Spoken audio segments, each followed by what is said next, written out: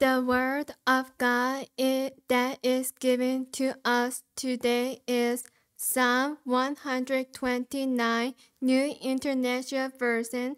They have greatly oppressed me from my youth, let Israel say. They have greatly oppressed me from my youth, but they have not gained the victory over me. Plowmen have plowed my back and made their furrows long, but the Lord is writing on us. He has cut me free from the cords of the wicked. May all who hate Zion be turned back in shame. May they be like grass on the roof, which withers before it can grow. When the rapper cannot feel his hands, nor the one who gathers feel his arms. May those who pass by not say, the blessing of the Lord be upon you. We bless in you in the name of the Lord.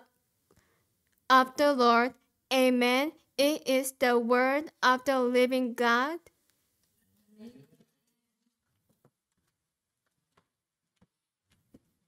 네, 감사합니다. 오늘 시편 129편의 말씀을 가지고 고난의 끝은 찬양입니다라는 제목으로 은혜를 나누겠습니다. 여전히 성전에 올라가는 노래를 우리가 보고 있습니다. 우리가 함께 살펴볼 오늘 129편은 이스라엘 백성이 경험한 고난과 억압에 관한 노래입니다. 이 시편 저자는 누구인지 모르겠는데 이스라엘 사람입니다. 이스라엘 사람으로 어린 시절에 나라를 빼앗겨서 괴롭힘을 당하고 고통을 당하고 있는 순간을 기억하는 것입니다. 그리고 그 고난이 지나가고 그 억압이 지나가고 난 후에 결국에 하나님께서 회복하셨다라는 내용을 오늘 우리가 보고 있습니다. 우리에게 압제 당하는 것, 또 억압을 당하는 것, 그것은 나의 의지와 상관없이 다가올 때가 많이 있습니다. 어떤 사람은 그 고난과 억압 가운데 그 고난에 맞서고 억압에 맞서다가 목숨을 잃기도 하고 자신의 삶을 마감하기도 합니다. 여러분, 인간은 평등하다고 합니다. 그런데 사실 인간이 평등한데 이 세상에 억압하고 압제하는 것은 또 사람입니다. 그러니까 사람이 사람을 억압하고 사람이 사람을 통제하게 됩니다. 그러니까 우리가 흔히 사람이 어떻게 사람한테 저럴 수 있어? 라고 하는 상황들이 많이 일어나게 되는데 그런 상황들이 억압, 고통, 통제의 상황들입니다. 많은 일들이 역사 가운데 일어나고 있고 지금도 계속해서 이어지고 있습니다. 그런데 왜 하나님이 공평하게 평등하게 만든 인간인데 누구는 지배를 하고 누구는 지배를 당하는 일이 벌어지고 있을까? 하나님은 누구를 선택해서 넌 이 사람을 지배해라, 넌 지배를 당해라 그러지는 않으셨을 거예요.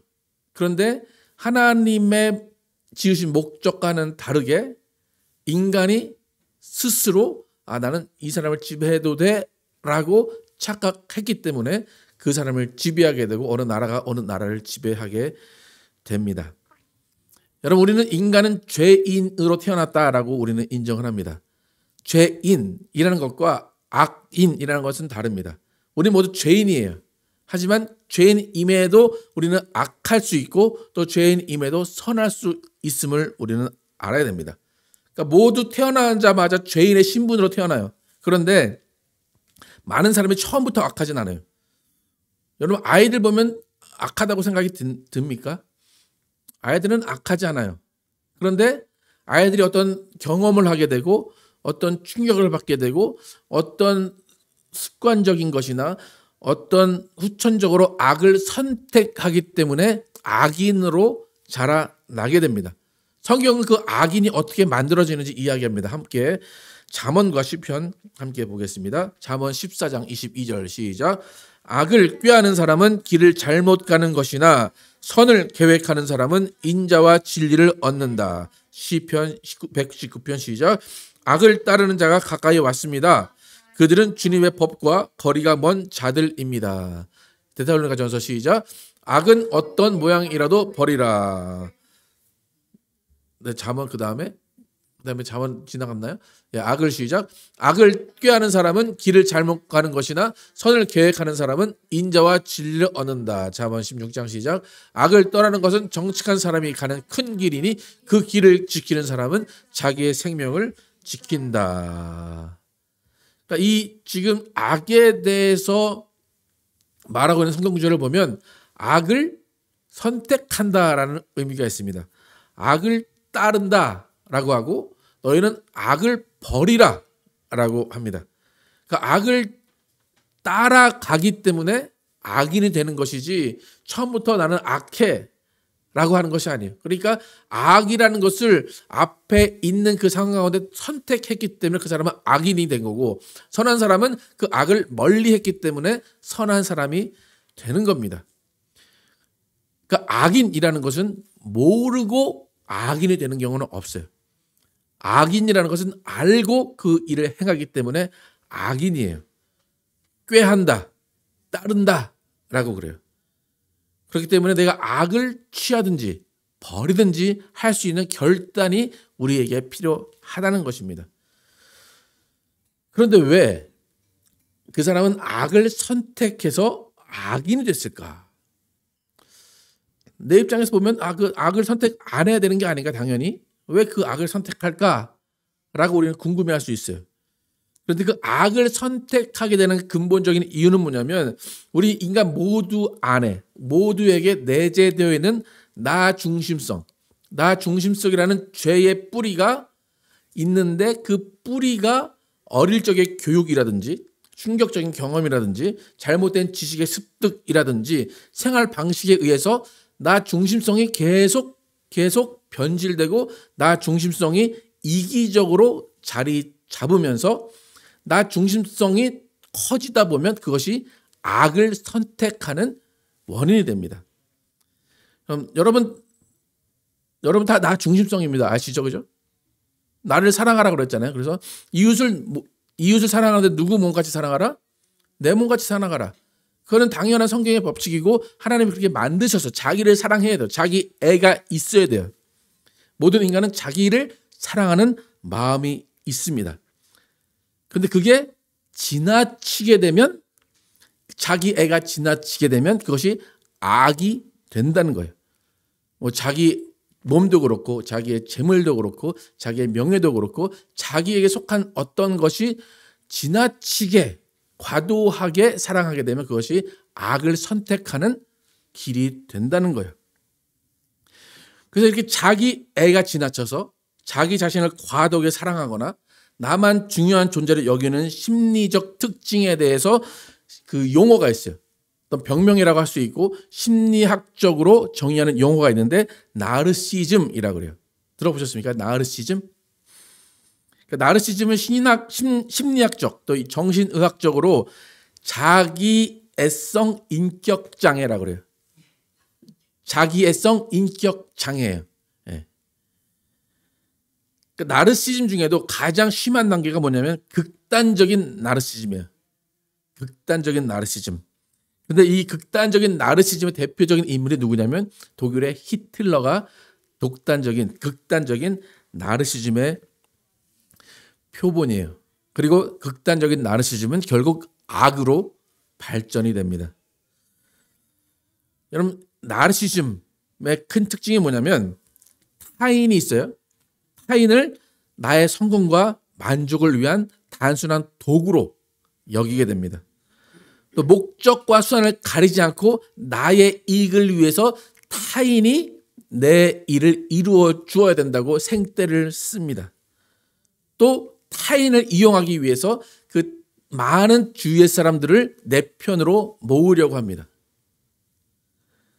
그러니까 이 악성 나르시스트들, 히틀러 같은 그런 사람들은 자신의 비전을 실현하기 위해서 다른 사람이 어떤 고통을 받는지, 다른 사람이 어떤 고난을 받는지, 다른 사람이 어떤 물질의 착취를 받든지 상관이 없어요. 나만 잘 되면 되는 거예요.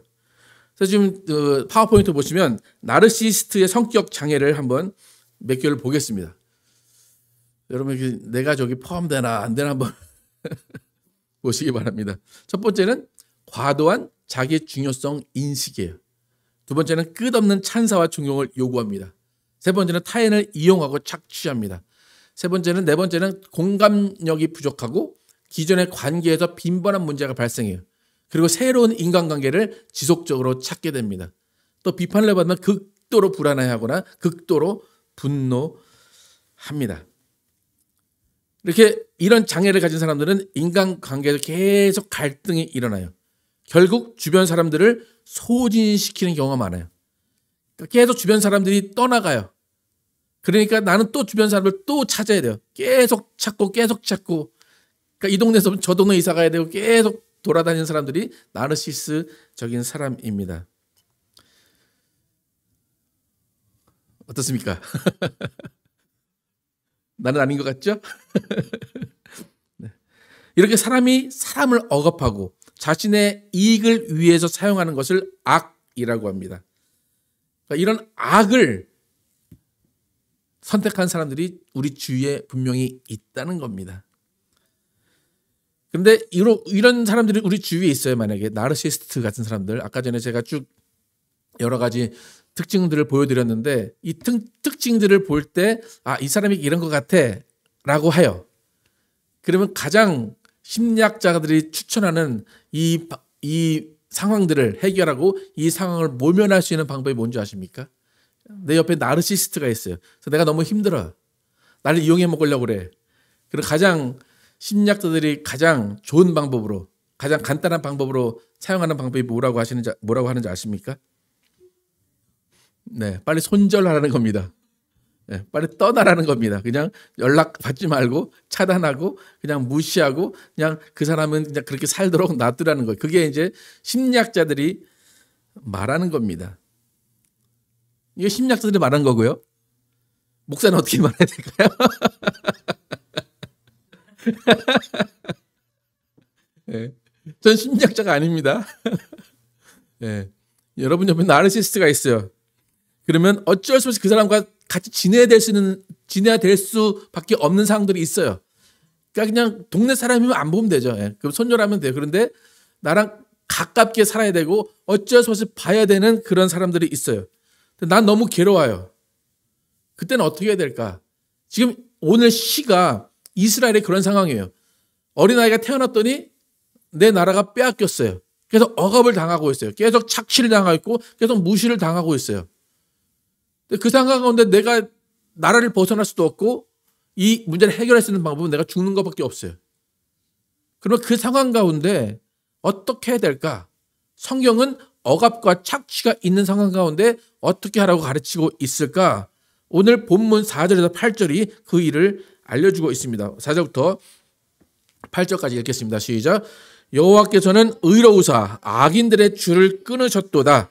무릇 시온을 미워하는 자들은 수치를 당하여 물러갈지어다. 그들은 지붕의 풀과 같을지어다. 그것은 자라기 전에 마르는 것이라. 이런 것은 베는 자의 손과 묶는 자의 품에 차지 아니하나니 지나가는 자들도 여호와의 복이 너에게 있을지어다 하거나 우리가 여호와의 이름으로 너에게 축복한다 하지 아니하느니라. 성경이 말하는 첫 번째, 내 주위에 그런 나르시스트 같은 사람들이 나를 억압하고 착취하고 나를 이용해 먹으려고 하는 사람이 있으면 성경이 말하는 첫 번째는 하나님께 탄원의 기도를 하라는 거예요. 저주의 기도를 하라는 거예요. 그 사람을 저주해도 돼요. 기도할 때는.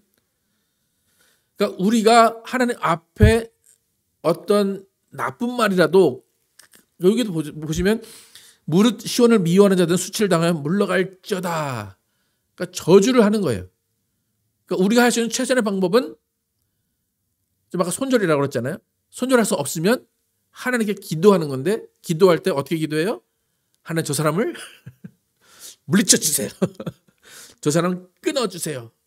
절대 복 못 먹게 해주세요. 라고 기도하는 거예요. 그러니까 이게 첫 번째 방법이에요. 그러니까 세상 사람들도 사실은 악인은 형통하지 못한다라고 해요. 그러니까 성경도 반드시 하나님은 분명히 악인은 형통케 하지 않으시는 것이 진리입니다.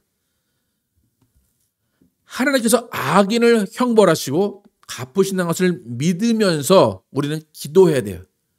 근데 기도하는 게 그들을 축복하는 기도도 해야 되겠죠. 그런데 너무 힘들면 그들은 저주해도 된다는 거예요. 그런 기도를 하면서 오히려 내 마음 가운데 위로를 얻을 수 있다면 그것도 괜찮다라는 거예요. 그래서 첫 번째는 그들에게 내 마음을 풀 수 있게 어쩌면 저주의 기도도 할 수 있다는 것을 오늘 알 수 있어요. 근데 그것은 기도는 좀 소극적인 거죠. 우리가 행동하는 게 아니니까. 근데 적극적으로 우리가 행동할 수 있는 방법이 있습니다. 근데 이 적극적으로 행동하는 방법은 세상의 방법 같이 손절이 아니에요. 우리는 교회를 다니고 예수의 제자라고 하면 세상과는 다른 방법을 선택해야 됩니다. 그리고 잘 실천할 수 없어도 세상이 말하는 가치, 세상이 말하는 원리가 아닌 성경이 말하는 원리대로 우리는 행동을 해야 돼요. 그럼 어떻게 행동을 해야 될까? 로마서 12장 20절 함께 보겠습니다. 시작. 내 원수가 굶주려 하면 그에게 먹을 것을 주고 목마르거든 마실 것을 주라. 그렇게 함으로 내가 그의 머리 위에 숯불을 쌓아 놓은 것이니라. 악에게 지지 말고 선으로 악을 이기라. 악은 이겨야 되는 거예요. 악은 무시하거나 아니면 내가 당하는 게 아니라 악은 이겨야 돼요. 근데 이기는 방법이 오늘 로마서 12장 20절에 나와 있습니다. 여러분 지난주에 가난한 자에게는 우리가 어떻게 해야 된다고 성경에서 배웠습니까? 가난한 자에게는 도와주면 하나님이 그것을 꾸어 가신다. 근데 악인들에게는 오늘 어떻게 해요? 그들에게 먹을 것을 주고 목마르면 마실 것을 주라. 근데 그렇게 하는 게 어떻게 하는 거래요? 그들의 머리 위에 뭘 쌓아요? 숯불을 쌓는 거래요. 그 뜨거운 숯불을 그들 머리 위에 쌓는 거예요. 꼴 보고 싫은 남편이 있어요? 먹을 걸 줘요. 물을 줘요. 근데 그게 숯불을 쌓는 거예요. 남편은 모르죠. 아, 저 여자가 나를 사랑하나 보다. 네. 성경의 방법이 그거예요. 아무 말 하지 말고 먹을 것 주고 물 마실 거를 줘라. 그런데 그것은 그들 위해 숯불을 쌓는 것이다를. 그러니까 눈에는 눈, 이에는 이 대항하는 것이 아니라 숯불을 머리 위에 쌓는 것은 뭐냐면 그들이 언젠가는 바뀔 수 있을 것이라는 소망을 갖는 거예요. 그런데 그 소망은 내가 이루는 게 아니에요. 누가 이루시는 거예요? 하나님이 이루시는 거예요. 그들이 바뀔 수도 있고 안 바뀔 수도 있어요. 근데 나는 내 할 일을 해야 돼요. 뭘 해야 돼요? 먹을 것을 주고 마실 것을 주는 거예요. 하나님이 원하시는 것은 뭐냐면 나는 내 할 일을 할 테니까 너는 너의 할 일을 해라. 그런데 결론은 뭐예요? 악인은 형통하지 않는다는 게 결론이에요. 그럼 내가 뭔가 조치를 취하고 싸워봐야 아무런 변화가 없어요. 근데 결국 나는 할 수 없다는 것을 인정하고 하나님께서 바꾸셔야 한다는 것을 인정하는 것이 내가 그들의 머리 위에 숯불을 쌓는 겁니다. 하나님이 바꾸실 수 있죠. 그죠? 근데 안 바꾸실 수도 있어요. 근데 중요한 것은 뭐냐면 나는 그들이 바뀌는 것, 그것이 목적이 되어서는 안 된다는 거예요. 그들이 바뀌는 것이 목적이 아니라 내 마음이 평안한 것이 목적이 돼야 돼요. 내가 분노해서 자유로워지는 게 목적이 돼야 돼요. 그렇게 하기 위해서 나는 밥상을 차려주는 것이고 나는 물을 주는 것이에요. 그래서 하나님이 원하시는 게 뭐냐면 너는 원수를 바라보지 말라는 거예요. 원수를 미워하지 말라는 거예요. 그들은 내가 미워하고 내가 그들을 바라볼게. 너는 누구만 바라봐? 나만 바라봐. 하나님만 바라봐. 그러시는 거예요.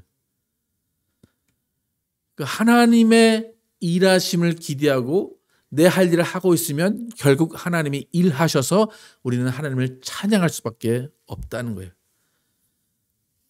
그럼 내가 상대방을 바꿔보려고 해도 변화가 보이지 않고 나의 억압받는 상황이 바뀌지 않으면 내 심장만 쪼그라들고 내 이마에 주름만 더 가는 거예요. 손절할 수 있으면 손절하셔도 돼요. 근데 그 안 되면 어떻게 하셔야 된다고요? 애완견이라 생각하고 밥 주고 물 주고 하세요. 어떤 그 강연하시는 분들이 그래요. 걔한테도 하는데 사람한테 못 하겠냐고. 예. 그럼 내 마음이 어때요? 내 마음이 편해지는 거예요. 그런데 그 일 가운데 하나님이 일하심을 믿는 거예요. 하나님은 악인을 절대로 형통케 하지 않으십니다. 그래서 여러분의 친절을 베풀지만 그들에게는 숯불이 머리 위에 얹혀지는 것입니다. 그래서 그 모든 상황 가운데 우리는 내 마음을 평안하게 하고 기쁨으로 하나님을 찬양할 것을 소망하면서 일할 때에 하나님은 반드시 그 모든 상황을 일하실 것입니다.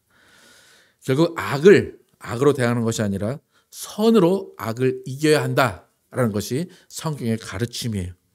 그래서 선한 행동을 보여주는 것이 크리스찬의 적극적인 행동입니다. 오늘 이 시가 분명히 억압 가운데 있었던 사람이에요. 분명히 착취 가운데 있었던 사람이에요. 이 시가 지금 하나님을 찬양하는 시예요. 근데 무엇을 찬양할까요? 하나님이 이 모든 상황을 해결하셨다는 찬양이에요. 여러분, 하나님 우리를 지으신 목적이 무엇이라고 성경은 이야기합니까? 단순하게 하나님 우리를 왜 지으셨다가 얘기하십니까? 이사야서 43장 21절 시작. 이 백성은 내가 나를 위하여 지었나니 나를 찬송하게 하려 함이니라. 이 말은 뭐냐면 하나님이 억지로 우리를 찬양하게 하시겠다라는 것이 아니라 찬양할 만한 일을 만드시겠다는 거예요. 하나님을 찬양할 수밖에 없도록 모든 일들을 하나님께서 해결하시겠다는 것입니다. 하나님의 일하신 가운데는 우리가 기다려야 돼요. 인내해야 돼요. 그 가운데 원망할 수도 있고 우는 일도 있을 거예요. 하지만 그 마지막은 결국 뭐라고 하십니까? 찬양하는 것이라고 하십니다. 우리 모두는 여러분의 현실 가운데 있는 억압과 고난, 결국 언젠가는 찬양으로 끝날 것임을 소망하시기를 축복합니다. 찬양받기 합당하신 하나님께서 찬양을 받으시고 우리는 하나님께 영광을 돌리는 삶을 사시는 여러분과 제가 되기를 예수의 이름으로 축복합니다. 함께 찬양하실 때 우리의 삶이 어떻게 이어져 나가야 하는가 함께 찬양하겠습니다.